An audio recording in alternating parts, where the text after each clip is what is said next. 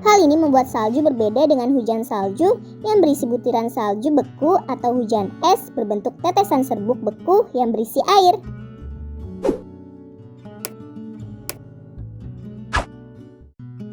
Hidup di negara tropis, kita hanya memiliki dua musim, yaitu hujan dan panas.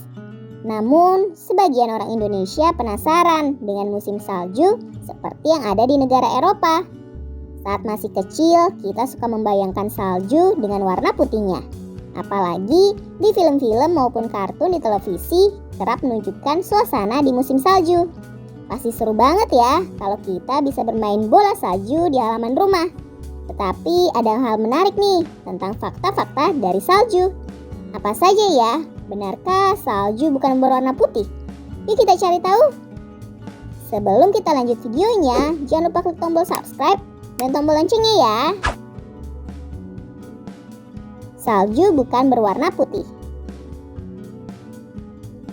Pada film ataupun serial televisi, kerap ditunjukkan salju yang berwarna putih bersih. Namun, siapa sangka kalau salju bukanlah warna putih, melainkan transparan. Cahaya yang terpantul di permukaan salju yang membuatnya terlihat putih. Selain itu, warna salju juga bisa berubah menjadi hitam, oranye, dan biru di suhu rendah. Salju memiliki banyak bentuk. Yaps, salju memiliki banyak bentuk. Salah satu faktornya temperatur udara di sekitarnya. Kristal es yang serupa dengan jarum terbentuk dalam suhu minus 2 derajat Celcius, sedangkan suhu di bawah minus 5 derajat akan membentuk kristal mirip piring datar. Suara salju. Salju memiliki suara. Ternyata salju yang jatuh ke bumi menyerap gelombang suara sehingga membuat suara nggak terdengar. Namun jika salju membeku, es itu dapat memantulkan gelombang suara yang terdengar jauh dan jelas. Monyet suka salju. Gak hanya manusia saja yang menyukai salju. Monyet Jepang dikenal sebagai monyet yang menyukai salju loh. Mereka kerap membuat dan memainkan bola salju bersama monyet lainnya. Wah, gemas banget ya. Berkembang dari nukleus. Kristal salju umumnya nggak memiliki zat atau kandungan biologis yang berisi informasi genetik. Namun, salju membentuk setidaknya satu partikel berupa inti partikel atau serbuk sari. Hal ini membuat salju berbeda dengan hujan salju yang berisi butiran salju beku atau hujan es berbentuk tetesan serbuk beku yang berisi air. Untuk bisa melihat partikel sebenarnya dari salju, kita harus melihatnya menggunakan mikroskop yang sesuai. Suhu udara dingin bukan saat turun salju. Yups, suhu udara nggak mengalami kenaikan saat salju turun.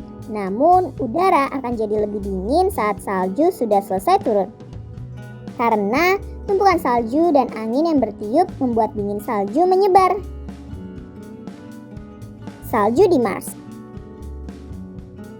Berdasarkan simulasi ilmiah Badan Antariksa Amerika Serikat atau NASA, selama musim panas, kawasan utara Mars secara tiba-tiba diterjang badai salju. Hal ini ditemukan robot berpengendalian jarak jauh yang ada di permukaan Mars. Terdapat sejumlah awan dan lapisan es di bawah permukaan Mars yang membuat peneliti menganggap salju benar-benar ada di Mars. Selain itu, para ilmuwan juga mendeteksi adanya awan salju mengandung karbon dioksida di area kutub utara planet Mars. Badai salju setara bom atom. Jika terjadi badai salju yang sangat besar dalam jangka waktu yang lama, maka bisa menyebabkan 40 juta ton salju turun atau setara dengan kekuatan 120 bom atom. Terlalu banyak salju nggak baik untuk kesehatan.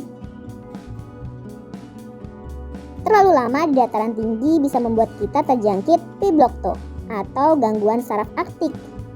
Penyakit ini juga menyerang orang-orang Inuit yang tinggal di lingkar Arktik.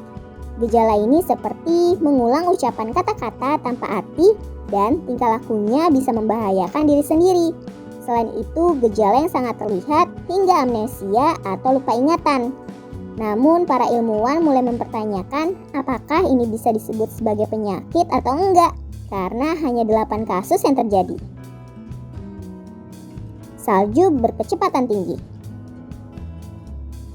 Salju bisa jatuh ke permukaan bumi secara perlahan, tapi juga dengan kecepatan 9 meter per jam, namun ini tergantung kondisi udara saat itu. Butiran salju mengumpulkan air saat mereka jatuh dari langit, dan arah langit bisa mempercepat proses jatuhnya. Proses salju lepas dari awan ini akan mencapai permukaan tanah butuh sekitar 1 jam. Nah kids, itulah fakta menarik dari salju. Siapa yang ingin melihat salju secara langsung nih? Sampai di sini dulu ya videonya.